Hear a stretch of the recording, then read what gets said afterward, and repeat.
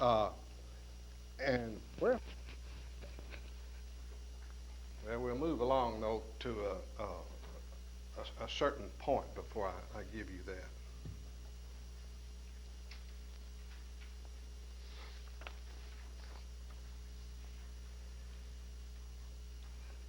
All right. They came down, Moses and the children of Israel left the Red Sea, and they progressed. Rather than go straight along the coast to the Jerusalem area, which would have been along this way. See the route to the land of the Philistines? All through there, that would just have been the straight way, as straight as you could go. But they didn't go that way. All right, they sent in spies up here, and they said, we can't do it, so they didn't have the heart to do what God told them to do, so that was it. Now, they're sentenced more or less.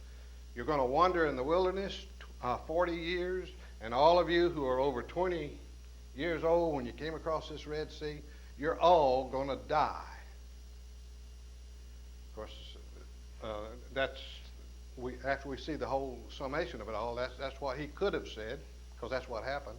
Because we see it reported later on. All of them died but 2. All of you who are over 20 years old, you'll wander around through here for 40 years, and only 2 will cross this Jordan here. Let me bring this to your attention. They crossed this on dry land, the Red Sea, through a miraculous way. That's not the only time they crossed a body of water on dry land. Where was the other? After 40 years of wandering, they came to the Jordan River. And they had certain orders of marching. When the feet of the Levites who carried the Ark of the Covenant, when their feet touched the water dried up. They went across the Jordan River on dry land. South Alabama would tell you that's Jordan, I guess. They went across the Jordan River on dry land. All right. Now, rather than go this way, as you can see, towards the Promised Land, they went down this way, following pretty close to the large body of the Red Sea. And they came down here to this area. This is Mount Sinai here. Or there's another name for that mountain. What's the name of that? The other name? Horeb. Mount Horeb. Horeb. Now this is where Moses had been tending sheep in this area, because this is where Moses got his orders from God to go back up here and get his people and lead them out. This is where he saw the burning bush, and he said, that bush is on fire, but it doesn't consume it. It's not consumed. And he went over and he was confronted by God there, and God gave him his orders. All right. Now, he's come back to this area, and you picture this crowd of people. And if you read Numbers, you see they had an order of travel, and they had an order of putting their tents down all around the tabernacle when they stopped. They didn't travel all the time. They moved a distance and then stopped, and they had orders on how to build the tabernacle, and all these people stayed in certain groups. You'll find that they gathered themselves around the tabernacle. So there would be 2 to 3 million people. We don't know how many, but we guess 2 to 3 million people. Well, that's a lot of folks. Florida didn't have more than a few 100,000 by 1940, for instance. Florida's just gone wild with growth since the 1940s. But here's all this whole group of people wandering out through the desert. And their reputation is going ahead of them. They had already scared the Egyptians, and the Egyptians hated them, of course, and in the end they lost their army here. But this news travels around through this area. And if they had done what God told them to do, God would be their heavenly help, and they wouldn't have had problems. That is, problems that couldn't be surmounted. But now they're out in the desert, and it's not like living in their homes over in here. So they've got some folks that grumble all the time, fuss and moan and go on, and they didn't like that in that old dry climate, didn't have enough water to drink. But here Moses is instructed to go up on Mount Sinai, right here, Mount Sinai. And there he received what we know as the Ten Commandments. They are called the Decalogue. The Decalogue, Deca meaning 10. The 10 Commandments, the Decalogue. These 10 Commandments are the basis for all the law of Moses. This is the first written law. I understand I've been emphasizing this all along. The patriarchal dispensation, there was no written law. The Mosaical dispensation, there was a written law. The Christian dispensation, there was a written law. And the basis of this written law is the Decalogue, the 10 Commandments. There are 613 commands all total if you count them in the Mosaic law. A few more negative than there are positives. In other words, a few more do-nots than there are do's. You might run on to people nowadays that said, who says, I don't think you ought to have a preacher that preaches negative all the time.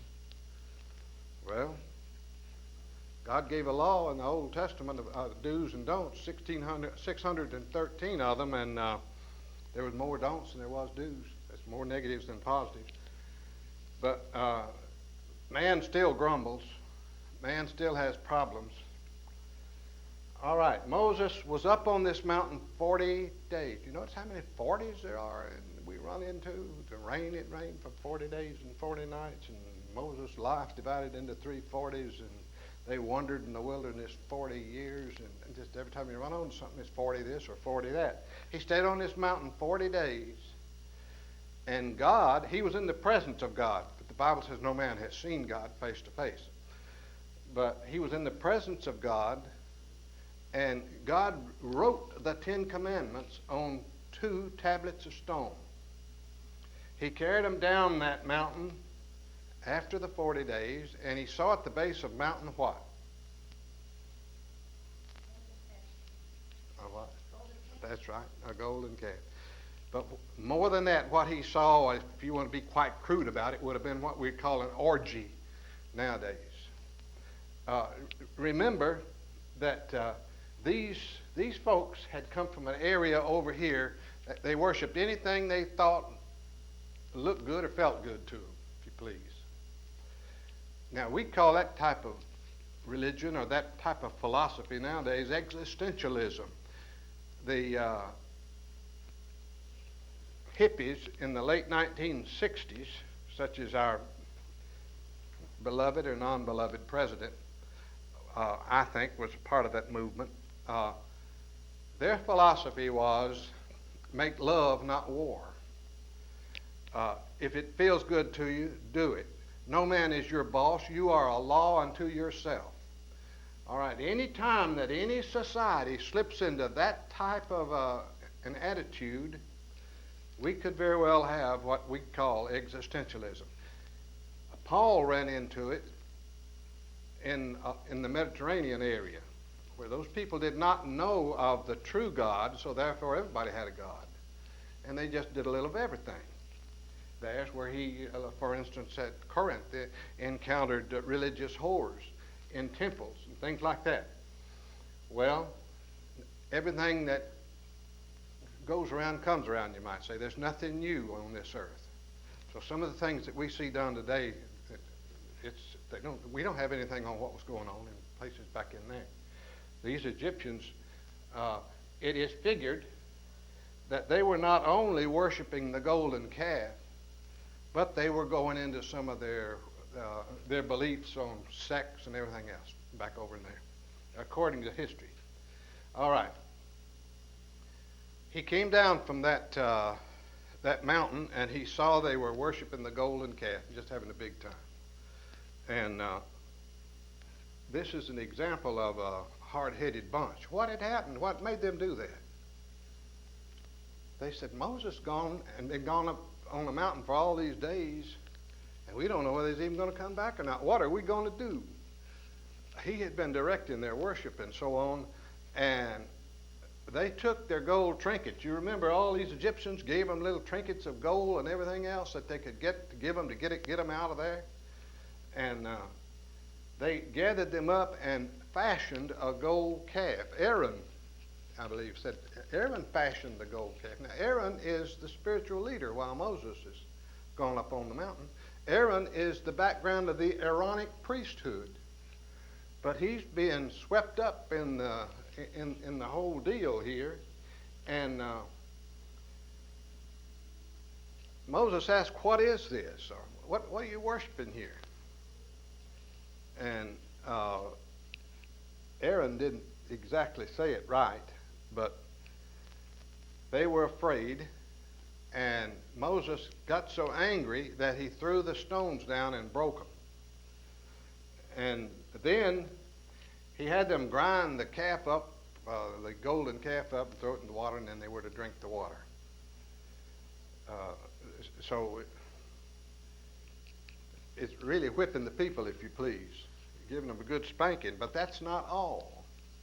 How many people died on that day? The wrath of God came upon them, and they were killed, slain. God killed a bunch of them or caused them to be killed. Do you remember?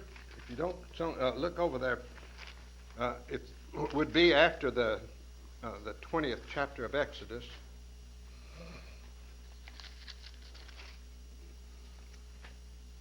When he came down from the mountain.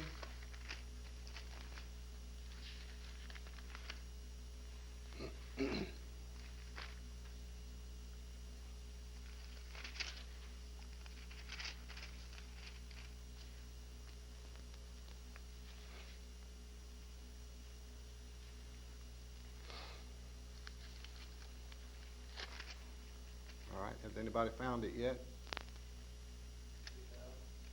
3,000 or 23,000? 3,000. Oh. How many? Read. Where are you? 32:28. 32:28. Read it if you will.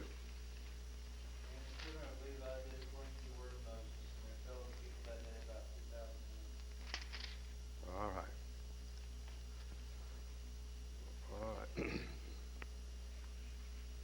So, there's how many died there. So you see the purge beginning.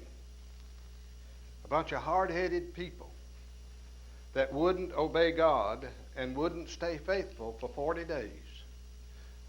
All right, Moses went back up on the mountain and again stayed how long?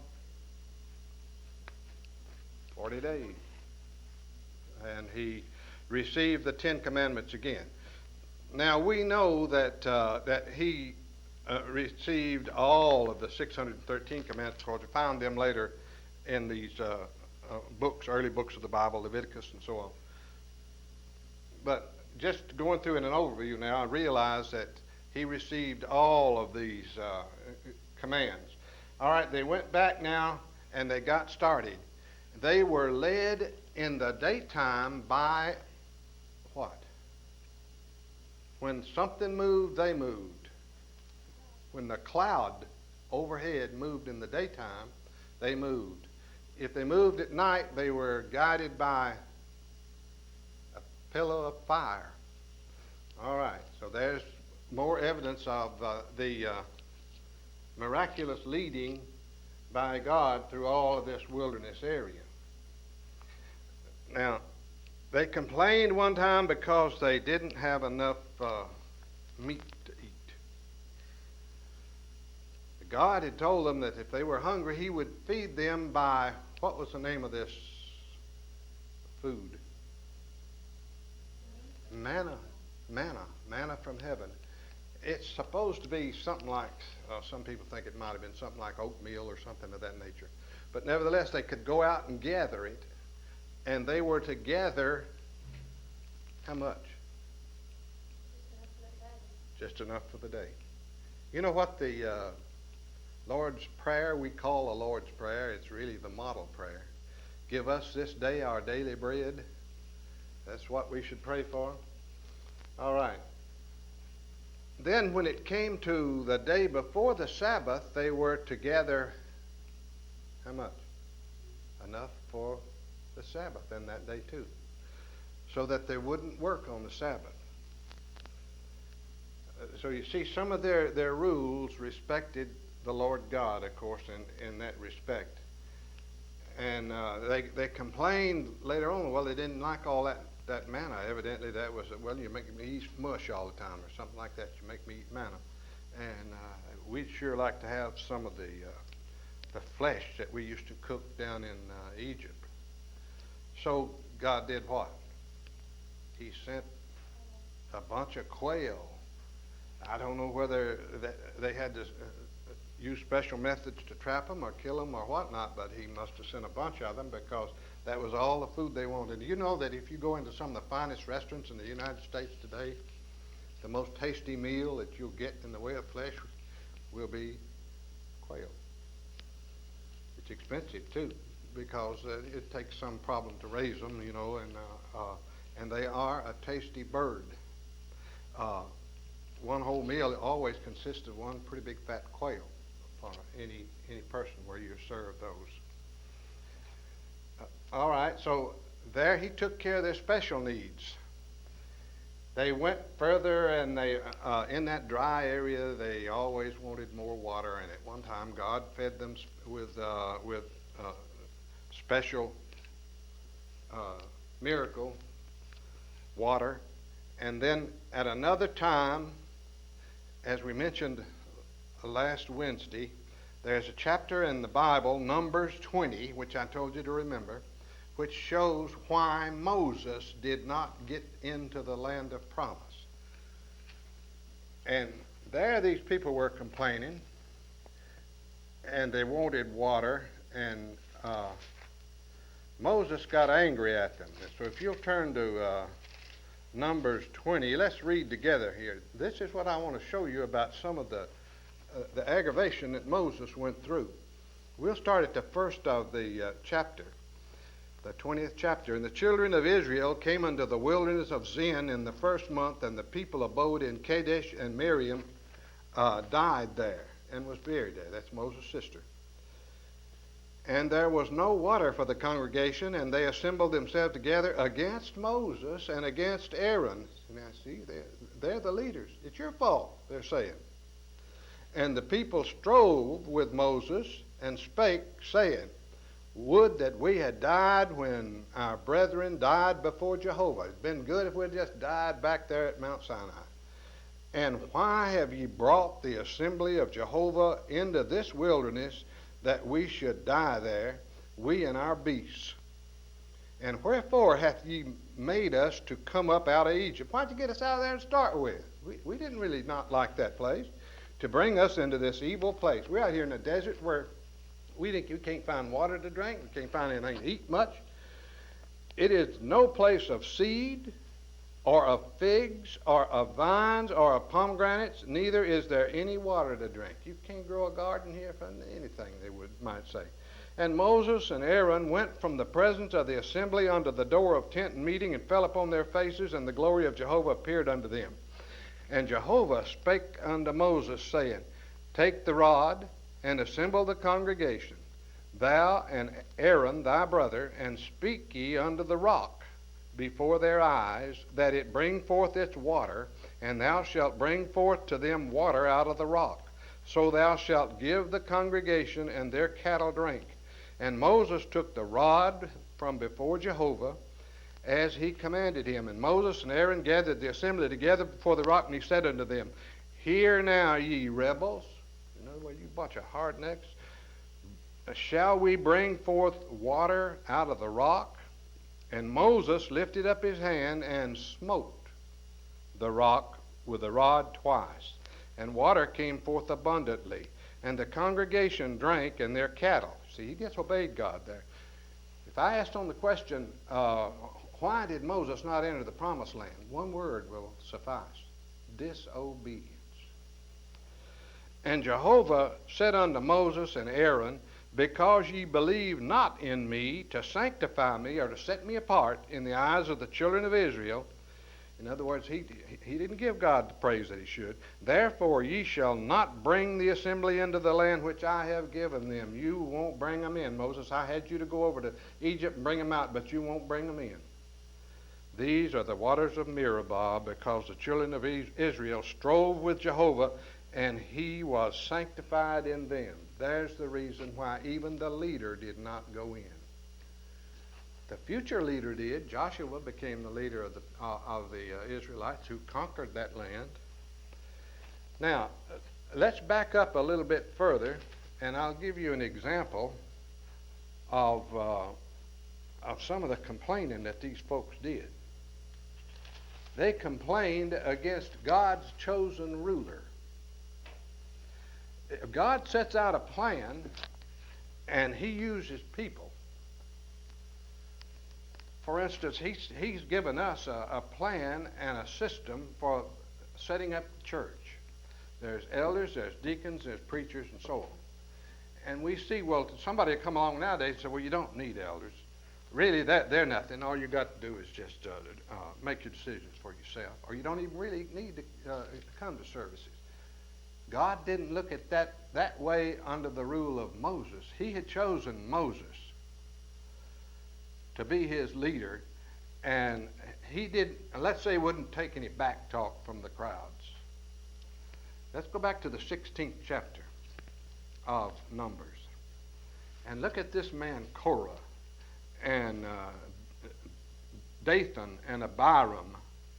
Now Korah, the son of Izhar, the son of Kohath, the son of Levi, see, they're from a priestly tribe, with Dathan and Abiram, the sons of Eliab, and On, the son of Peleth, the sons of Reuben, now he's not of the Levitical tribe, took men. Now here's the leaders, Korah and Dathan.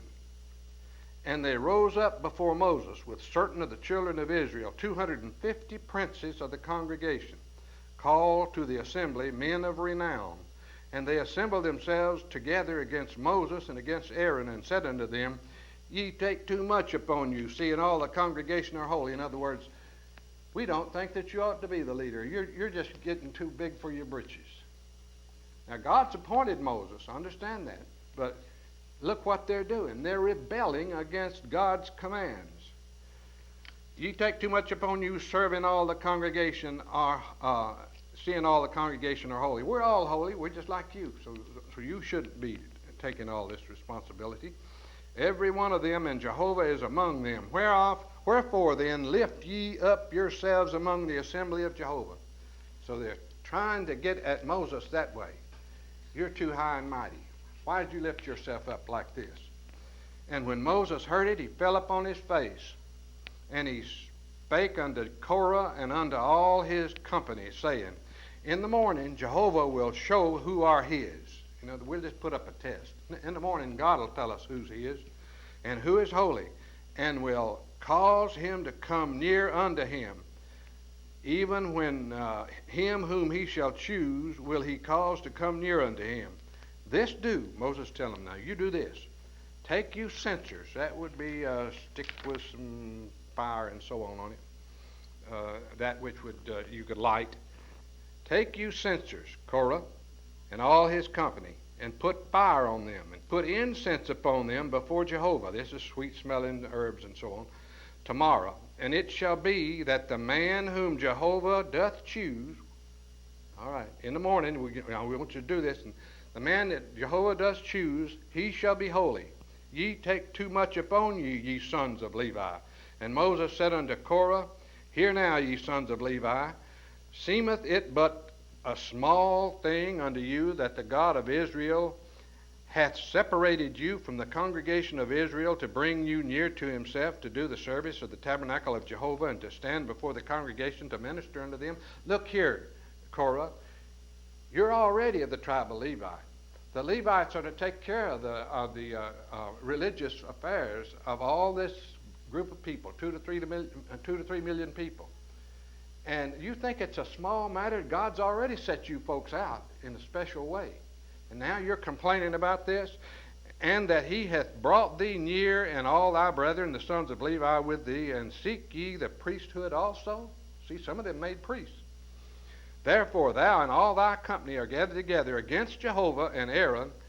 What is he that ye murmur against him? And Moses sent to call Dathan and Abiram, the sons of Eliab, and they said, we will not come up. In other words, go get those other two. Bring them up. And they said, no, we're not going to go.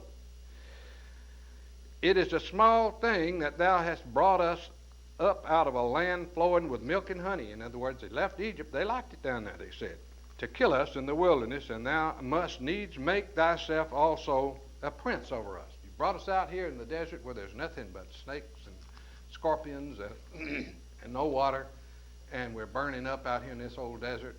And who made you a prince over us? In other words, they're fussing about the fact that Moses is their leader. I want you to see what God does to people who fuss about things like this and rebel against his commands. Moreover, thou hast not brought us unto a land flowing with milk and honey. Of course, he hadn't got there yet. Nor given inheritance of fields and vineyards. Wilt thou put out the eyes of these men? We will not come up. In other words, what you want to come up there for? You want to pot your eyes out? And Moses was very wroth. In other words, made him mad. God said Moses was a meek man, but that didn't mean he didn't get angry. And said unto Jehovah, now Moses saying this to God, respect not thou their offering. I have not taken one ass from them, neither have I hurt one of them. I hadn't taken one donkey. Now I hadn't hurt any of them, but they're all fussing against me. And Moses said unto Korah, be thou and all thy company before Jehovah, thou and they and Aaron tomorrow. You come up here tomorrow. And take ye every man his censer, and put incense upon them, and bring ye before Jehovah every man in his censer 250 censers, thou also and Aaron, each his censer. And they took every man his censer, and put fire on them, and laid incense thereon, and stood at the door of the tent of meeting. That would have been the tabernacle, with Moses and Aaron. And Korah assembled all the congregation against them under the door of the tent of meeting, and the glory of Jehovah appeared unto all the congregation. And Jehovah spake unto Moses and unto Aaron, saying, separate yourselves. Moses, you and Aaron, just get away from all this bunch. I'm going to kill them all. Separate yourselves from among this congregation, that I may consume them in a moment. Now, you think that God wasn't about ready to do something there? He was. Moses prayed for their existence, and they fell upon their faces and said, O God, the God of the spirits of all flesh, shall one man sin, and wilt thou be wroth with all the congregation? In other words, this Korah's causing all this. You're going to destroy us all? And Jehovah said unto Moses, or spake unto Moses, saying, speak unto the congregation, saying, get you up from about the tabernacle of Korah, Dathan, and Abiram. Get away from these rebels here. And Moses rose up and went unto Dathan and Abiram, and the elders of Israel followed him. And he spake unto the congregation, saying, depart, I pray you, from the tents of these wicked men, and touch nothing of theirs, lest ye be consumed in all their sins. So they gat them up from the tabernacle of Korah, Dathan, and Abiram on every side. And Dathan and Abiram came out and stood at the door of the tents, and their wives and their sons and their little ones. And Moses said, hereby, now here's the test. Moses said, hereby ye shall know that Jehovah hath sent me to do all these works. For I have not done them of my own mind. If these men die a normal death, if these men die the common death of all men, if they die of old age, then I'm wrong. But he wasn't wrong, of course. These men die a common death of all men, or if they be visited with the visitation of all men, then Jehovah hath not sent me, and I'm not your leader. But they're not going to die that way. Understand that way. But if Jehovah make a new thing, and the ground open its mouth, and swallow them up with all that appertain unto them, and they go down alive into Sheol, to the grave, then ye shall understand that these men have despised Jehovah. And that's exactly what happened. It came to pass, as he made the end of speaking these words, that the ground clave asunder, it opened up, and that was under them, and the earth opened its mouth and swallowed them up, and their household, and all the men that appertained unto Korah and their goods. All right, you could go ahead and read further on that. But if you want to see a rebellion of a people, and the fact that it aggravated God to the point that he was willing to make a great nation of Moses and his brother, that's the place to go to. God wouldn't tolerate that sort of thing in those days. He does not tolerate it today in New Testament times when men make sport of that which he commands. That's the importance of studying this Old Testament. We can understand then how important it is to do God's will nowadays and to follow his commands. All right. After the 40 years in the wandering, you see, this is the track they took all around in here, just wandering around and around. Now, in recent years, Israel had all of this land over in here. They took it from the Egyptians, but the Egyptians didn't care that much about it. They gave it back to them a couple of years ago in a peace treaty. In the War of 1967, they ran the Egyptians all the way back across the Suez Canal and just, I guess, grinned at them across the canal. But as I said, this is desert. There's nothing to own much in there. But they do, that land of Israel over there now has a little strip of land that comes out right down in here. They've got a little old seaport down here and comes right back up here, a narrow strip of land. But this, they probably got a road down through there. That's about all. So they were wandering around through desert that wasn't worth anything. Nothing but, I'd say, scorpions and snakes and whatever can live under a rock and keep cool in the daytime and get out at night. They came finally back up this way, and they came on this side of the Dead Sea. Now you say, well, this is part of the Promised Land. It really was. But it seems that for purposes of defining in the Bible when they really crossed over is when they crossed the Jordan River. Now, Moses was taken up on a mountain, and he was shown, he could look across and see. There's a term called Mount Pisgah. Pisgah, right there it is, on the plains of Moab. But there was a particular mount on that group of mountains called what? Where did Moses die? Nebo. N-E-B-O, Mount Nebo. All right. Moses was 120 years old. He had led his people well. He had put up with all sorts of complaints and problems. One time, for instance, they even complained about, it said, the wife that Moses had. Now, there's two theories of that. One is that